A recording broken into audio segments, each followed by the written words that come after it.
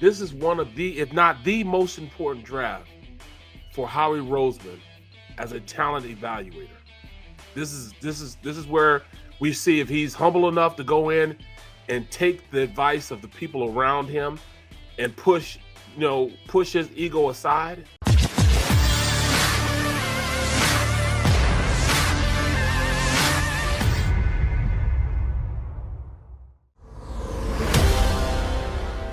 It's the biggest, most important draft in the history of this Philadelphia football franchise. The JAKIB Media Sports 2022 NFL Draft Special. Live on 6abc.com from the Ocean Casino and Resort in Atlantic City. Presented by First Trust Bank, the official bank of the Philadelphia Eagles. IBEW Local 98, Stateside Vodka, United Healthcare, Mesa Law, 6ABC, and Budweiser, the official beer of the Philly sports fan. Humpty Hump Day. Welcome in. Three amigos back together, reunited, and it feels so good. What's happening, everybody? Welcome on in. He's Derek Gunn. He's Barrett Brooks. I'm Rob Ellis. We are Sports Take, JAKIB Media YouTube Network. Oh, man, guys. All right, so the countdown is on. Are you guys prepared for this? We are now 32 hours away from the NFL draft. All the mocks, all the analysis, everything. Barrett living in the film room nonstop. And finally, here we are. Barrett, how you feeling as we're just about to touch down? We haven't quite landed yet, but we're about to touch down, man. Uh-oh. We're not hearing back. Bro. There he is. Can't wait. Just can't wait, but I am nowhere closer to knowing what the Eagles are going to do than any position I've ever been in.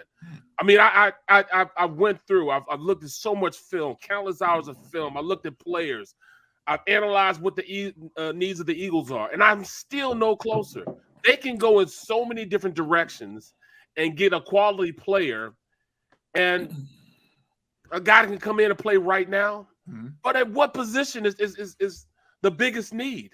Yeah, I think you make a great point. I do.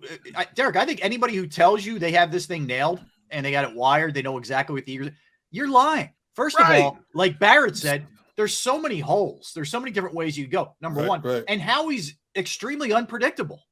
You know, I am confident beyond a shadow of a doubt. I don't know a doggone thing about what they're going to do right now. The only people who know what they're going to do are the people that are behind closed doors. But as it gets closer and closer, I will know before they pick who they're going to pick. But are you talking to Mom while I'm talking? Saying hi. He wasn't being rude. He was just waving. You got to acknowledge Mom, man. When Mom checks in, Gunner.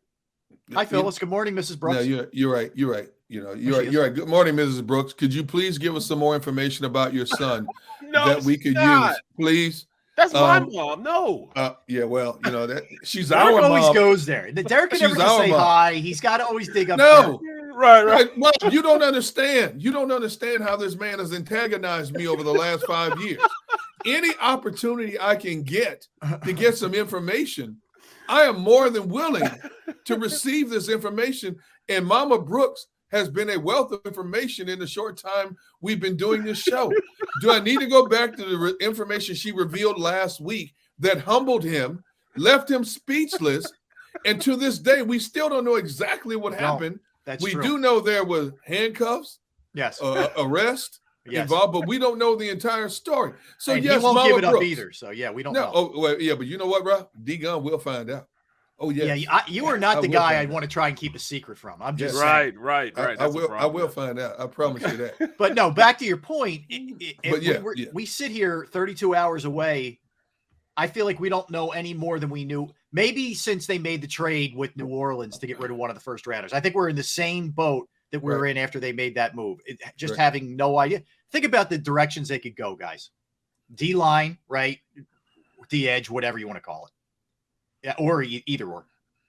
They could go corner, depending on who falls. They could shock the world and take a safety if, say, Kyle Hamilton falls. They could go receiver. They could really shock the world and go linebacker. I mean, I know. You heard what? Is this thing on? No, right. I'm serious, man. I mean, there's like 6 or 7 different ways that you could go with this thing. And be filling a need that you absolutely have. Two. I can't say it enough. There's only one linebacker I would consider with that 15th pick or higher, and you guys know who that is.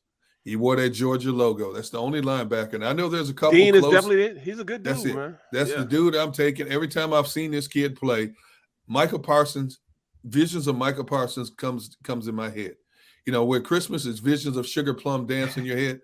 In my case, you have linebackers. It's visions of Michael Parsons dancing in my head when I see Nakobe Dean play. That's the only linebacker I would consider taking that high. You know, I'm not saying there's other linebackers that are not worthy of taking in the first round. Yeah, but that dude is a kamikaze, man. I mean, you talk about flat out assassin on defense. Can do everything. He can track you down. It's like, you know, you watch these animal documentaries and you see cheetahs tracking gazelles and how quickly they cut and all this stuff to move. That's Nakobe Dean, man. He can cut on a dime. He can do whatever you want. He's only 5'11", but I'm gonna tell you something. He plays like he's about 6'11". That's That's a perfect analogy of what Nakobe Dean is. Thank you. You said a cheetah tracking down a gazelle, but the only thing about it, those cheetahs are kind of they're because they're so fast, they're frail. Their bones break easily. So while they're tracking down and going and killing the gazelle, after they kill the gazelle, hyenas and tigers come and take their food. So that's the only thing I'm worried about with Nakobe Dean. Wait, what is he gets eaten up by one of those big offensive linemen, eat him up and spit him out. I didn't know where you were going with that for a minute. I didn't either. I'm like, what is he talking about? Where are the hyenas coming from? Yes. All right. I feel what you're saying. I feel what you're saying, but I still take a chance on him. Yeah. Do you want this man to end up on another team in your division? What if Nakobe slides down the board and Dallas gets him to go along with Michael Parsons? Do you want to see that? Don't do that. Don't. Do you want to see that? Do you want to see him in a Washington uniform or a Giants uniform? Do you want to see that? No. Do you really want to see that? The thing is, you know, last year you don't lose your mind over them taking Devontae Smith instead of Micah Parsons, because we all think I think we're all on the same page here thinking Devontae Smith's going to be a really good player and showed you a lot last year. So it hurts. You feel it a little, it stings, but you're not destroyed. If they pass on one of these kids and they go on either Lloyd or Nakobe Dean, your guy there, and they turn into beasts. Yeah. I mean, it's especially in division, it's going to be brutal, man. It's terrible that my mind is always tied, and I hate that I do this. My mind is always tied to, all right, should they have taken whatever pick Dallas is taking? Yeah. And that's what it's been. It's human nature, man. Well, see, I mean, for instance, you know, CeeDee Lamb. Yes. Woo. And now last year, they went out and got Micah Parsons. Yes. And both years, you know, those guys have eaten us alive when we played against them. So that's the only way I think, and I think like that just because it's always, you know, that's always my biggest spur, you know, on my backside is Dallas. You know what I'm saying? But just looking at this draft, just like, you know, the commercial said for JAKIB Media, this is one of the, if not the most important draft for Howie Roseman as a talent evaluator. This is where we see if he's humble enough to go in and take the advice of the people around him and push his ego aside. You know, just from knowing Howie and talking to Howie, you know, I see there's a little bit of all right, you know, see, I told you so. But he's now starting to learn that, okay, then I don't know it all. And since I don't know it all, let me go in and try to mix with some guys that understand also some things that I don't understand. And I think that's why last year's draft was so successful. Just about everybody in that draft, you know, at one point or another impacted the Eagles season. So, I mean, and that's because I think Andy Weidel and you know, the rest of the scouts, he listened to those guys. So, I mean, if he goes forward like that, I think it's not going to be a problem. I think Howie's going to be good enough that he understands enough that he's got to put this together. But I want to see how he's going to go in and evaluate with his head coach. He's going to give the head coach a little bit of say, a little leeway. Evidently he has, because he went out and got a guy that's just a guy at the wide receiver position. I mean, he's not going to be. That was strictly based on endorsement. Yes, 100% from Nick Sirianni, because the numbers aren't going to blow you away. Look, if he's a fourth, I'm okay. Yeah, that's fine. If you're counting on him to be anything more, I think is where you're making the mistake. Right. But Barrett, I think, yeah. Go ahead, Go ahead. No, go ahead, dude. I was just going to say, Barrett, I think he makes a great point in that how critical this draft is for a number of reasons. One, because they had a good one last year, right? And you want to see if Howie really is, incorporating everybody into this thing in the pro personnel department and scouting department. 1, 2, they're teetering. They either make the right moves and they push themselves into legitimate playoff contender category where they're not just 9-8 kind of sneaking in, backdooring in with a bad schedule. All of a sudden, wow, this team's legit. Or they kind of fall back the other way and they're in that mess of 7 wins and, purgatory, if you will. Yes. I think that going back to what Barrett said a few moments ago about Howie listening to people, I think the biggest testament to that is the draft last year when he used the first 2 picks and picking guys from Alabama. This is a team that neglected the SEC and Alabama and Georgia for years, and people were screaming, why are we not taking players from that conference or those elite schools? Mm-hmm. And they flipped the script, and the first 2 picks last year were from those schools, and they're going to be cornerstones for this organization for years to come. And so hopefully they follow suit and realize that if you want to be the best, you got to go out and get some of the best. If you want to build with the best, you got to go to the best conference. And you're in a position to get a couple of players from that conference, even if they're not the names we're talking about. There's still talent on those 2 teams in that conference that can help be game changers and organization changers on this team. So, we don't know what they're thinking. We don't know what they're going to do. I'm not so sure how he's going to stay at 15 with that pick. He might get the itch and try to move up. There may be that one player that they get close to that sees dropping on the board, especially if a couple of quarterbacks, and which I would be shocked, but if a couple of quarterbacks go in the top 10 or 12 in that draft and other players start sliding, if I'm Howie. O-lineman. Yes. O-lineman, yes. They're going to run those, yeah. Hey, there's a lot of teams out there that need a cornerstone left tackle, right tackle out there. That means other players are going to slide. And if that's the case, I don't blame them. Derek, funny you bring that up. So, because I have no life, this is what I was doing before the show. Okay, today.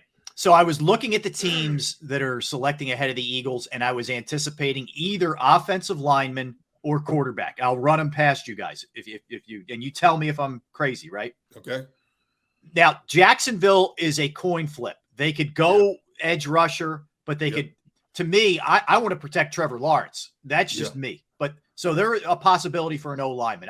I can't say they're a lock, but I think that could go a lot of different ways. Okay. And I think Doug would want to protect his franchise quarterback. That's just me. I don't know how much say Doug has. But Detroit, their offensive line was terrible, and they need edge rushers. Right. So that could, I don't know, that could go either way too. Houston absolutely needs offensive linemen, 100%. The Jets, do you want to protect Zach Wilson or not? The Giants, horrible offensive line. Horrible. Yep. Okay. They're another team. I just gave you the top 5. Then you go Carolina, I think could take a quarterback. That rule is on the hottest of hot seats. And you're going to war with Sam Darnold? Like, give me a break. Then you get the Giants again, a possibility if they didn't take it with the other pick, they might take an offensive lineman with that pick. Atlanta, is Mariota the long-term answer, or do they go Malik Willis there? There's a quarterback, right? Then Michael Vick part 2. 100%. Seattle. What are you going to battle with here in terms of the quarterback? I don't know. And then it's the Jets. Then it's Washington. I start getting worried about some of these teams. Then it's the Vikings. It's the Texans again, and the Ravens, who are a distinct possibility to take one of these defensive linemen. Or we're talking about. So I'm just saying. I just gave you of the 14. There's probably 8 or 9 that could either grab a quarterback or an offensive lineman. That's right. Just great for the Eagles, right? You're absolutely right, man. That's why players like Stingley might drop. Hamilton might drop. All those guys, and even looking at, a guy he was actually ranked the number 1 player going into this draft, and Kayvon Thibodeau probably for the entire year except for the last month of the season. So looking at that, you're right. There is an opportunity that teams will start drafting for need as opposed to the best player available. The best player available may not look like what they need to pick up. You know what I'm saying? So I love what you're saying, man. And I did the same thing. I went through and looked at it also. And to me, it's going to be a coin flip on where these teams are going, where these GMs things. Well, that's the thing too, Gunner. Like, there's always the guy that falls for whatever reason. Like Justin Jefferson, there was no off the field stuff or something leaked at the last second. For whatever reason, he just started. People categorized him as a slot receiver, which we know now is ridiculous. But anyway, he started falling. There's no way people saw him possibly sitting there when the Eagles were selecting. I'm not trying to bring up a bad memory here. I'm just telling you. But you did. I did. But it happens all the time. So to think that it's impossible, I don't know if Thibodeau falls that far, but you could see Hamilton falling possibly, depending on what the needs are of other teams. Then all of a sudden you look at it, you're like, all right, I got to get up 2 or 3 spots to make this happen.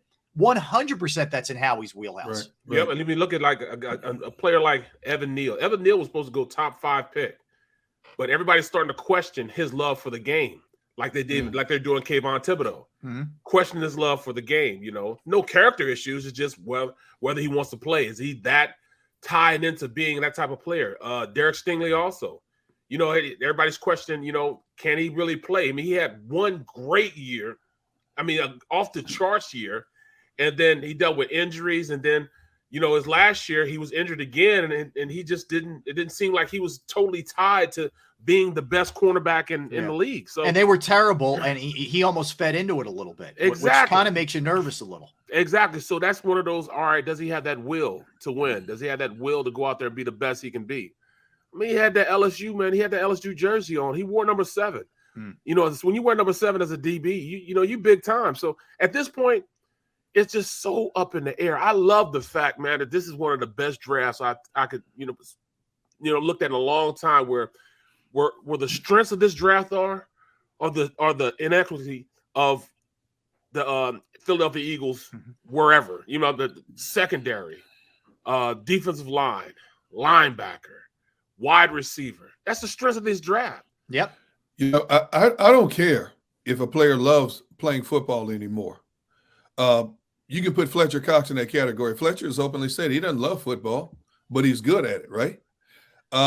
If a player, when he puts straps on the gear and steps between those lines in a practice field or a game, if he's giving me 100% and he's an upper echelon player, by all means, hate football as much as you want, as long as you're ready to go to work when we go to work. Football is so governed now by metrics, analytics, the combine, pro days. Right, a lot of times those are not the measurables of what a player is. When you think about it, I think we get too caught up. Man, he ran a 4.3 40. Yeah, but what kind of route runner is he? Is he a one-trick pony? You see what I'm saying? Man, you got offensive lineman running 4.7, defensive lineman running 4.7. Can he blow somebody off the football? That's all I care about. I don't care if he's the next Carl Lewis. Can he blow somebody off the football? That's all I care about. Can he stand stout in the trenches? And can he be disruptive in a run game and a passing game as a defensive line? I don't care if his straight ahead speed is 4.5, 4.6. What can he give me in terms of measurables when he gets on the football field for me? I think we get too caught up, and all of us, and I'm guilty of this as well. We get too caught up in all these stats and measurables and cone drills. How many times you going to see a football player running around in a circle like a chicken with a wing cut off? These guys doing all these cone drills and stuff in the combine. Okay, look, okay, it's fine. He's got he can quick turn ability, so on and so forth. How often do they use that in the game? Right. 40 I'll give you a great line, Derek, to feed into this, and I'm going way back for our younger audience. Just go back and watch YouTube this guy, Earl Campbell. So there you go. Bum Phillips, his coach, who was one of the great characters of the game, was asked about his 40 time, which wasn't good, right? And that he didn't finish the mile. He didn't finish the mile in training camp. And the reporter said, "What are you going to do with Earl Campbell? He didn't finish the mile." He said, "When it's first in a mile, I won't give it to him." Okay. Does that not feed into what you're saying here? Earl Campbell was the beast of all beasts. Okay. I'm not worried about him finishing a mile. He's going to go get me 10 or 5 and truck you into next week when he needs it. There's a lot of guys that fit into that category, Derek. Yes. Put on the game tape. Yeah. Kyle Hamilton showed up every freaking week. Kyle Hamilton's a great example. Watch him before the injury. All 2.5, whatever it was, 2 3/4 years he played at Notre Dame, and the guy dominated. And all of a sudden, we're worried about what he ran in the. By the way, His times are better than Malcolm Jenkins and Brian Dawkins. Right. FYI. Okay. Thank you. I'm saying, you look at Kyle Hamilton. All right, he ran a 4.5. Yes, there are defensive linemen running 4.5s. Yes. But we're talking about a guy that has instincts for the game, who loves the game. Me, I'm going to tell you the truth. I didn't love the game of football. See? I played it because I was good at it. And the reason why I was good at it, because I was competitive. There you go. I never wanted to get beat. Now, the love of the game was not there because football is hard, man. You know, people don't understand football is hard. The way you have to condition your body. You beat your body up. You have to run. You have to stay in shape all the time. You have to run when you don't want to run. You have to diet when you don't want to diet. I mean, you got to study when you don't want to study. You got to watch film when you don't want to watch film. You have to know a playbook inside and out. You got to know what the next man next to you is going to do. And you have to know what the defense is and everything else. It is hard to be an NFL football. In fact, it's hard to be in a high school, college, and NFL football player, period, because all the demands that you have to do is different from other sports where you, like soccer, you're running and change direction. It might be physically more demanding than, football. But I'm talking about, as far as, conditioning, but going out there and hitting a man, going back and forth, trying to push a guy, and then you turn around, you got to hit a linebacker.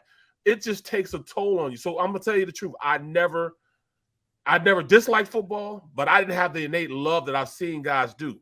But one thing I wasn't going to do was let somebody go out there and kick my ass. So I was going to do everything possible not to make that happen.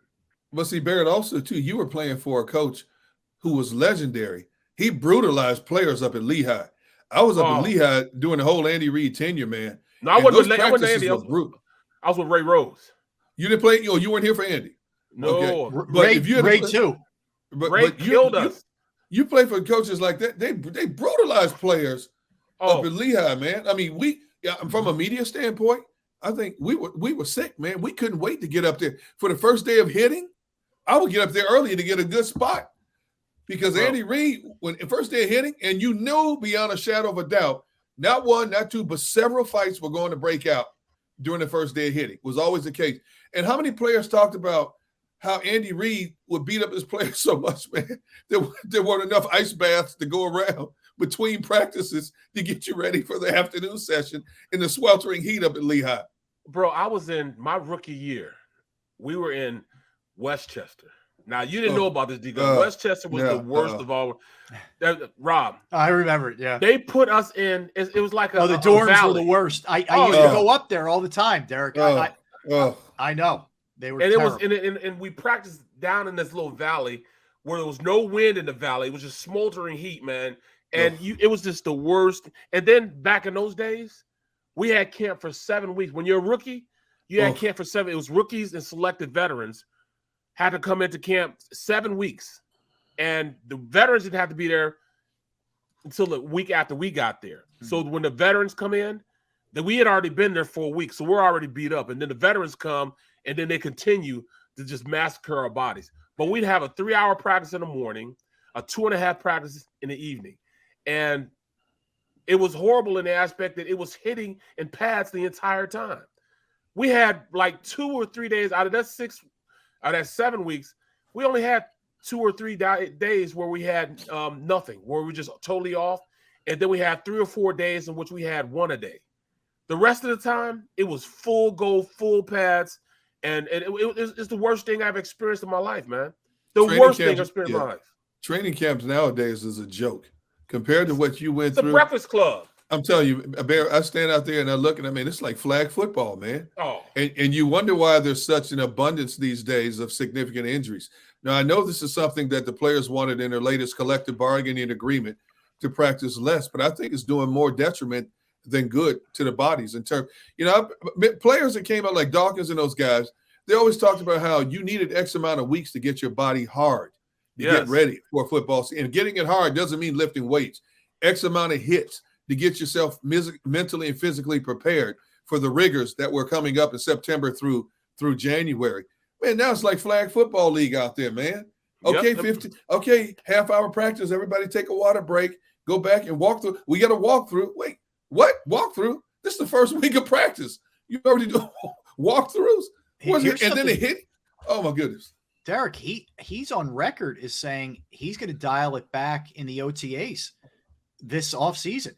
I think the max you can do is like 5 or 6 or whatever. I don't even think he's doing the max. He's cut it down like a day or so. So Nick's really going the opposite way. He did it last year in camp too. Now, they didn't seem to have as many injuries as years past. I'm not saying one necessarily correlates with the other, but he's taken it like a far different direction from what it used to be back in the day. We took it as we took training camp as, all right, this is how you, just like B-Dog said, you harden your bodies. What he means by harden your bodies, you get to a point where you're feeling like, all right, I just can't do it anymore. Then you and then when you go out there and you do it, you reach past the load that you thought you couldn't do. So that's what you're hardening your body for. It's the difference between playing injured and playing hurt. You know what I'm saying? Mm-hmm. It's a totally different mindset.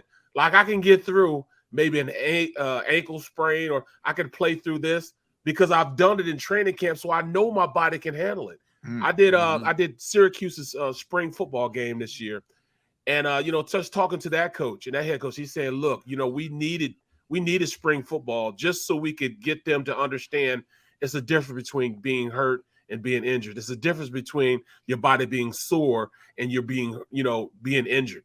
It's a total different. And sometimes these kids and even these grown men in the NFL don't know that point because they haven't made it to that point. And that's what when you hit somebody, your body getting used to hitting somebody. I don't see how these players go out there and play. I don't either. A full season when you're not even hitting anybody.